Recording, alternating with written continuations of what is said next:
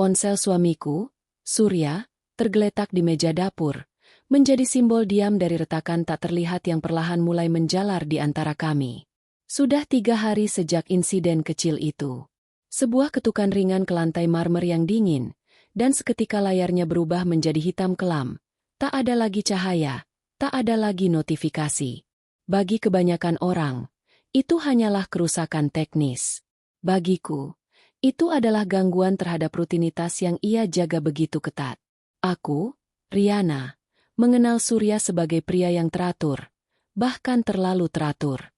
Setiap email, setiap pesan, setiap jadwal pertemuan, semuanya harus terpantau, terutama di ponselnya. Jadi, ketika ponsel itu mati, aku mengharapkan kepanikan, setidaknya kekesalan.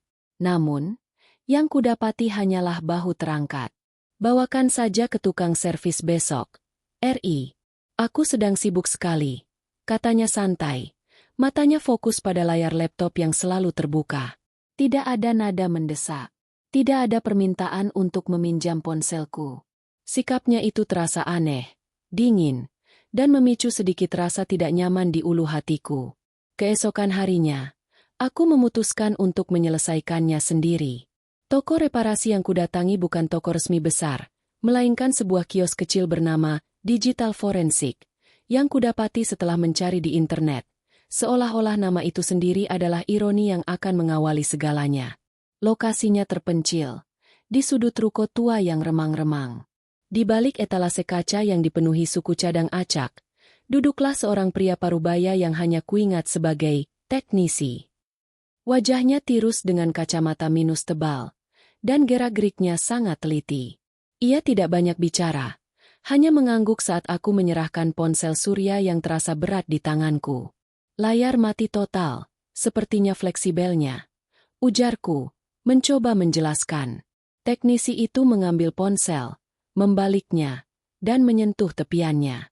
Tatapannya tajam, bukan seperti seorang yang hanya melihat perangkat keras, melainkan seperti seorang yang sedang menilai sebuah kotak Pandora.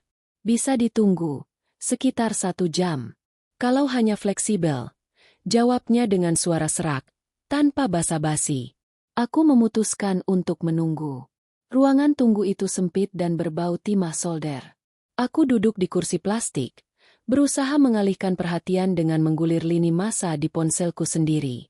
Selama sekitar 50 menit, aku hanya mendengar suara hening yang diselingi bunyi klik dari obeng kecil dan sesekali desisan uap dari alat pemanas yang digunakan teknisi. Pikiranku berkecamuk.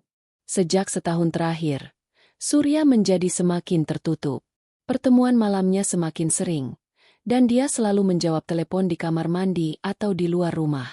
Kami tidak pernah bertengkar besar, tetapi keintiman kami telah lama digantikan oleh rasa hormat yang dingin. Apakah ponsel mati ini hanya gejala, atau justru akar dari sesuatu yang lebih gelap? Ketika jam tanganku menunjukkan bahwa 10 menit lagi waktu perkiraan selesai, ketegangan di ruangan itu terasa berubah. Bunyi klik berhenti. Hening. Aku mendongak dan melihat teknisi itu. Ia sedang menatap layar ponsel Surya yang kini sudah menyala samar-samar di mejanya. Ekspresinya bukan lagi fokus profesional, melainkan campuran antara keterkejutan yang dingin dan ketakutan yang mendalam. Aku baru saja akan berdiri dan bertanya, tetapi teknisi itu bergerak lebih dulu. Ia mematikan senter di kepalanya dan berjalan perlahan, bahkan terlalu hati-hati, mendekatiku. Matanya yang tegang melihat ke arah jendela ruko, memastikan tidak ada siapa-siapa di luar. Ia membungkuk, sangat dekat denganku, napasnya yang dingin menerpa telingaku. Aku bisa merasakan getaran ketakutan murni darinya. "Nona," bisiknya, suaranya nyaris hilang. "Ini bahaya. Cepat amankan hartamu dan ganti kunci rumahmu segera." Bisikan itu, sedingin es, menghantam Riana lebih keras daripada benturan ponsel Surya ke lantai. "Amankan hartamu dan ganti kunci rumahmu segera." Tubuh Riana menegang di kursi plastik. Logika bersaing dengan naluri ketakutan. Ancaman macam apa ini? Perselingkuhan suamiku kah? Atau hutang judi? Semua kemungkinan terasa kecil dibandingkan kepanikan mutlak di mata teknisi itu. "Apa maksud Anda?" tanya Riana. Suaranya tercekat dan nyaris tak terdengar. Ia berusaha tetap tenang. Namun jemarinya sudah mencengkeram tepi kursi. Tolong jelaskan. Saya tidak akan pergi sebelum tahu apa yang Anda lihat. Teknisi itu, yang ternyata bernama Tio, tampak seperti seseorang yang baru saja melihat hantu. Ia melihat ke pintu toko yang terbuat dari kaca buram, kemudian ke celah sempit di jendela. Tidak ada waktu. Nona, percayalah pada saya. Pergi saja. Tidak. Riana bersikeras. Suami saya orang yang terhormat. Dia tidak terlibat dalam hal konyol. Jika ada ancaman, saya berhak tahu. Tunjukkan pada saya. Tio menghela napas berat, menimbang risiko. Matanya memancarkan keputusasaan.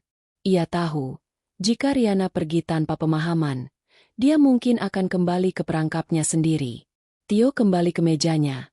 Tangannya gemetar saat mengambil kembali ponsel Surya. Ia meletakkan casing belakang dengan longgar, sengaja, untuk membuat ponsel itu tampak belum selesai diperbaiki.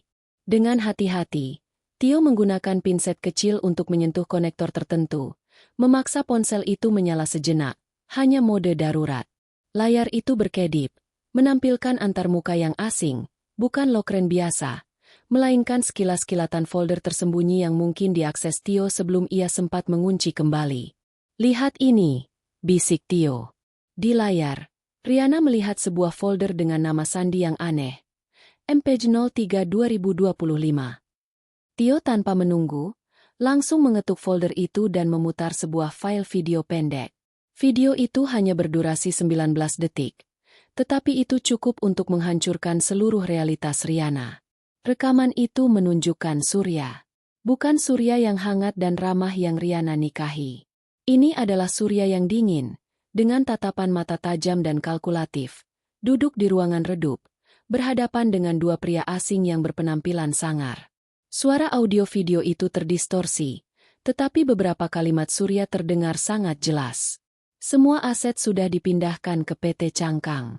Akun Riana aman. Jika ada pemeriksaan mendadak, dia yang akan menanggungnya. Cek itu akan bersih. Kita terbang besok pagi.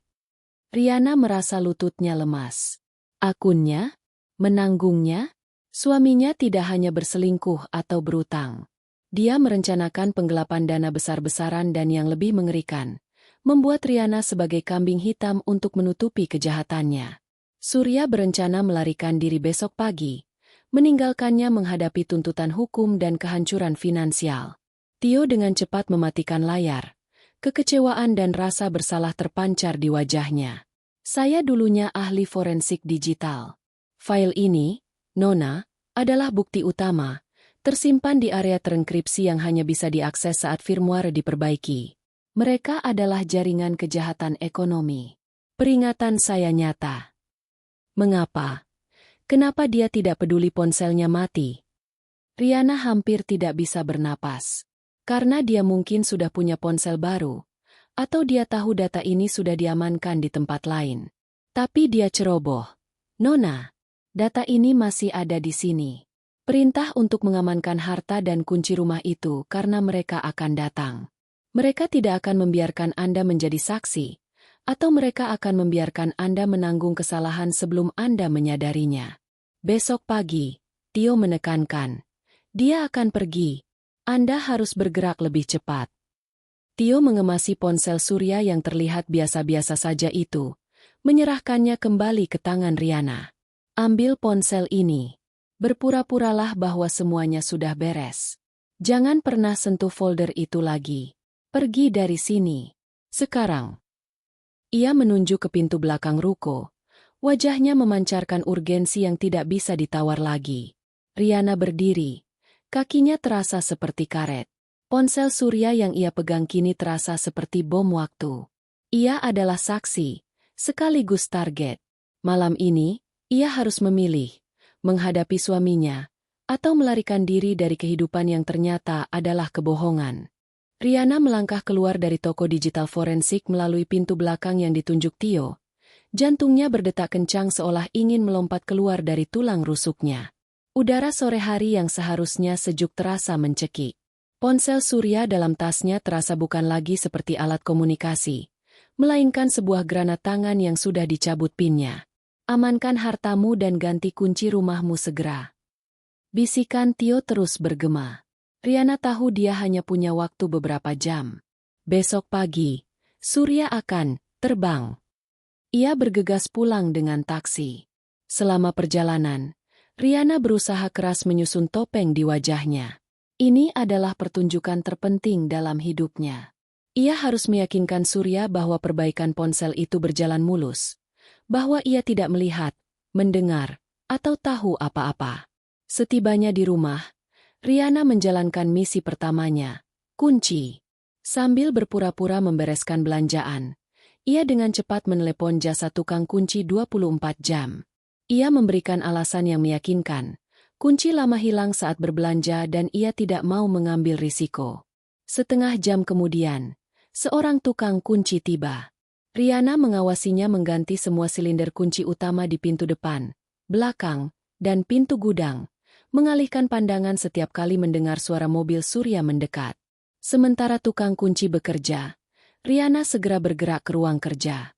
Ia mengumpulkan semua dokumen penting atas namanya, sertifikat rumah, polis asuransi, dan dokumen identitas asli yang terpisah dari file gabungan mereka.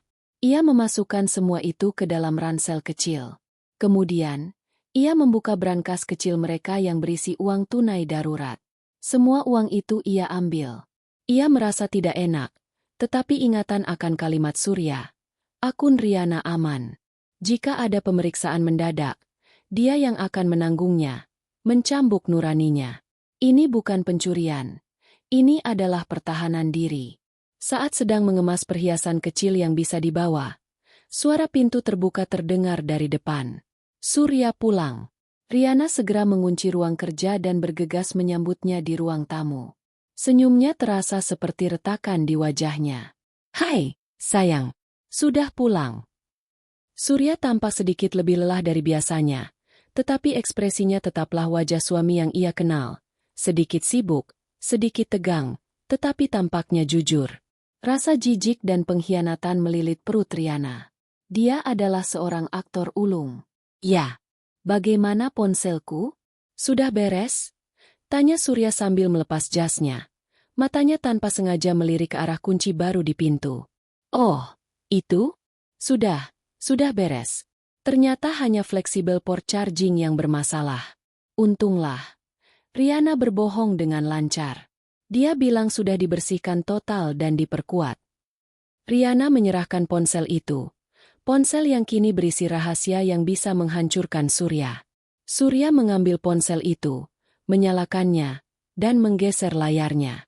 Gerakannya cepat. Riana yakin Surya sedang memeriksa apakah data aneh itu sudah hilang atau masih ada. Syukurlah, Tio sudah menyarankan untuk mengembalikannya ke mode normal. Surya mengangguk puas. "Bagus. Kau memang bisa diandalkan, RI." Lalu, Surya duduk di sofa, mengambil napas panjang. "Ada yang harus kuberitahu," ujarnya. Nadanya formal. "Aku harus keluar kota besok pagi-pagi sekali. Penerbangan jam 7. Urusan proyek besar yang tiba-tiba harus kuselesaikan di sana." Riana merasakan darahnya surut. "Besok pagi. Kita terbang besok pagi." Kalimat dari rekaman video itu terbukti benar. Surya benar-benar merencanakan pelarian. "Oh, mendadak sekali." Riana mencoba terdengar kecewa. "Berapa lama?" "Mungkin sangat lama," jawab Surya, menyeringai sedikit. "Jangan khawatir.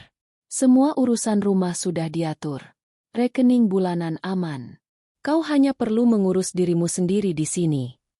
Kalimat itu, "kau hanya perlu mengurus dirimu sendiri di sini," seperti pisau yang menghunus. Riana tahu maksudnya. Kau yang akan menanggungnya. Riana membalas senyum Surya. Senyum yang diselimuti kemarahan dan rencana pelarian yang matang. Malam ini, bukan Surya yang akan terbang, tetapi Riana. Waktu berdetak maju dengan kejam. Setelah percakapan dingin dengan Surya, Riana menghabiskan malam itu dalam keadaan siaga tinggi. Ia berpura-pura tidur di sisi ranjangnya, tetapi matanya menatap langit-langit yang gelap, mendengarkan setiap perubahan napas Surya yang kini terasa menjijikan. Di ransel kecil di bawah bantalnya, ponsel Surya yang diperbaiki dan berisi bukti kejahatan itu terasa panas, seolah-olah memancarkan radiasi bahaya. Pada pukul 3.30 pagi, Riana bangkit. Surya tidur nyenyak, mungkin terlelap karena kelelahan setelah mengatur pelarian besar-besaran. Riana bergerak tanpa suara, seperti bayangan yang terbuat dari keheningan. Ia mengambil ranselnya, mengenakan sepatu kets, dan melirik Surya untuk terakhir kalinya, bukan dengan cinta, tetapi dengan rasa kehilangan yang mendalam terhadap sosok yang ia kira kenal. Ia meninggalkan kamar, memastikan pintu tertutup perlahan. Ia tidak bisa pergi terlalu jauh, karena ia harus mengawasi. Riana memarkir mobilnya di jalan kecil yang tersembunyi, sekitar 3 blok dari rumah. Dari sana, ia memiliki pandangan yang cukup jelas ke gerbang depan dan pintu utama rumah mereka, yang kini terlindungi oleh kunci-kunci baru. Ia menunggu dalam kegelapan. Jarum jam bergerak sangat lambat menuju pukul 6 pagi. Tepat pukul 6.15, lampu kamar Surya menyala. Riana menahan napas. Ia bisa membayangkan Surya sedang berpakaian rapi, dasi mahal, jas yang sempurna, semua untuk penerbangan jam 7 pagi, penerbangan menuju kebebasan kriminalnya, meninggalkannya sebagai tumbal. 15 menit kemudian, pintu utama terbuka. Surya keluar, membawa koper kulit kecil yang Riana kenal. Wajahnya tampak tenang, senyum tipis kepuasan, atau kelegaan, tersungging di bibirnya. Ia melihat ke belakang untuk memastikan rumah terkunci. Disinilah drama dimulai. Surya memasukkan kunci rumah yang lama ke lubang kunci. Kunci itu berputar bebas, tanpa menggerakkan gerendel. Alis Surya berkerut. Ia mencobanya lagi, sedikit lebih keras. Gagal. Ia menarik kunci itu keluar, memeriksanya, lalu mencoba kunci lain dari gantungan. Semuanya sama. Ketenangan Surya menghilang dalam sekejap. Ekspresi wajahnya berubah menjadi kekesalan, lalu kebingungan, dan akhirnya, kepanikan yang luar biasa. Ia menggebrak pintu pelan, lalu lebih keras. Ia tidak bisa masuk, dan yang lebih penting, ia tidak bisa mengunci rumah dengan kunci lama. Ia mendongak, matanya mencari-cari ke sekitar, seolah-olah mencari Riana. Tiba-tiba, Surya menyadari. Ia ingat tatapan Riana tadi malam yang terlalu tenang. Dan dia ingat Riana yang mengurus perbaikan kunci karena alasan konyol. Ia tahu Riana sudah menyadari kebenarannya. Dia telah dijebak, dan rencana pelariannya digagalkan oleh kunci baru. Surya kembali ke mobilnya, mengeluarkan ponselnya yang baru, dan menelepon seseorang dengan panik. Ia berteriak ke ponselnya, menunjuk-nunjuk pintu, dan berjalan mondar-mandir di teras. Riana di kejauhan bisa melihat tangannya gemetar. Jadwal penerbangannya yang ketat sudah pasti kacau. Melihat kepanikan Surya, Riana akhirnya merasakan kelegaan. Ia tidak bersalah. Dia bukan kambing hitam. Tiba-tiba, ia menerima pesan masuk dari nomor tak dikenal. Pesan itu hanya bertuliskan, "Kontak saya, Tio. Jangan buang waktu. Saya tahu Anda di dekat sana." Riana melihat ke arah ruko digital forensik, lalu kembali ke Surya yang kini tampak hancur di depan pintu. Ia mengambil keputusan. Ia harus menyerahkan bukti ini sekarang. Bukan untuk membalas dendam, tetapi untuk melindungi dirinya sendiri dan mengakhiri jaringan kejahatan yang melilit suaminya. Ia menginjak pedal gas, melaju bukan ke bandara, tetapi kembali ke satu-satunya orang yang membantunya, teknisi misterius di toko kecil itu. Riana tiba di ruko digital forensik dengan kecepatan yang melampaui batas.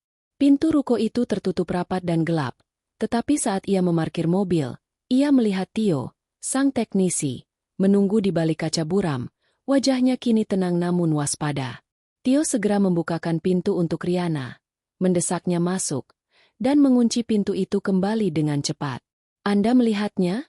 tanya Tio tanpa basa-basi, menunjuk ke ponsel Surya yang dipegang Riana. "Saya melihatnya. Dia berencana pergi pagi ini, meninggalkan saya untuk menanggung semuanya," jawab Riana. Suaranya kini stabil, dingin karena kemarahan yang terkontrol. Ia mengeluarkan ponsel Surya dari ranselnya. Ini buktinya. Anda bilang Anda ahli forensik digital. Tolong amankan data ini. Tio mengangguk. Saya tidak sengaja mendapatkan informasi ini. Saya adalah bagian dari tim yang menyelidiki sindikat yang sama bertahun-tahun lalu. Enkripsi yang digunakan suami Anda, MPG-03 2025, itu adalah pola lama mereka. Saya segera tahu siapa dia dan apa bahayanya bagi Anda. Ia meletakkan ponsel itu di atas mesin khusus. Saya sudah membuat salinan mirroring data terenkripsi ini. Bukti sudah aman. Hal terbaik yang bisa Anda lakukan sekarang adalah menghilang. Surya dan jaringannya akan panik. Mereka akan melacak Anda, bukan hanya untuk bungkam, tetapi juga untuk mendapatkan ponsel ini kembali. Riana merasa lumpuh sejenak, membayangkan dirinya menjadi buronan. Tio memberikan alamat dan nomor telepon, sebuah kartu nama yang lusuh. Ini kontak polisi yang bisa saya percaya, di Divisi Kejahatan Ekonomi. Tapi jangan hubungi mereka sekarang. Pergilah ke alamat ini dulu. Ini adalah rumah aman yang saya gunakan dulu. Mengapa Anda melakukan ini? Tanya Riana. Matanya berkaca-kaca. Tio tersenyum tipis. Senyum pertama yang Riana lihat. Saya tahu rasanya kehilangan segalanya karena jaringan gelap. Dan saya tidak suka melihat pelaku kejahatan bebas begitu saja, terutama ketika mereka menjadikan pasangannya sendiri sebagai tameng. Riana akhirnya menyerahkan ponsel itu sepenuhnya, merasa beban berat telah terangkat dari bahunya. Ia tidak membutuhkan ponsel itu lagi, yang ia butuhkan hanyalah kebebasan. Saat fajar menyingsing, Riana mengendarai mobilnya menuju lokasi yang diberikan Tio. Ia tidak melihat ke belakang, tetapi ia tahu apa yang terjadi di rumahnya. Surya, yang frustrasi karena tidak bisa masuk atau mengunci rumah, pasti sudah meninggalkan tempat itu dengan panik, membatalkan penerbangannya. Jaringannya kini tahu ada kebocoran, dan mereka akan memburunya, bukan Riana. Riana telah memutuskan ikatan itu dengan kunci baru dan kebenaran di dalam ponsel lama. Di tempat aman yang sederhana, Riana menghubungi kontak yang diberikan Tio. Ia menceritakan segalanya, menyerahkan bukti digital yang sudah diamankan. Prosesnya akan panjang dan menyakitkan, proses perceraian dan investigasi, tetapi ia telah mendapatkan yang paling penting, martabat dan masa depannya. Ia duduk di sofa yang tidak dikenal, memandang keluar jendela ke pagi yang cerah. Ponselnya berdering, sebuah pesan masuk. Kali ini dari Tio. Surya tertangkap di pelabuhan kecil saat mencoba melarikan diri dengan perahu. Tim forensik kami sedang menyisir komputernya. Anda aman. Riana tersenyum. Senyum tulus yang tidak pernah ia rasakan selama bertahun-tahun pernikahan palsunya. Pernikahan itu telah berakhir dalam sebuah kepanikan di depan pintu, tetapi hidupnya yang sebenarnya, hidup tanpa kebohongan dan ketakutan, baru saja dimulai.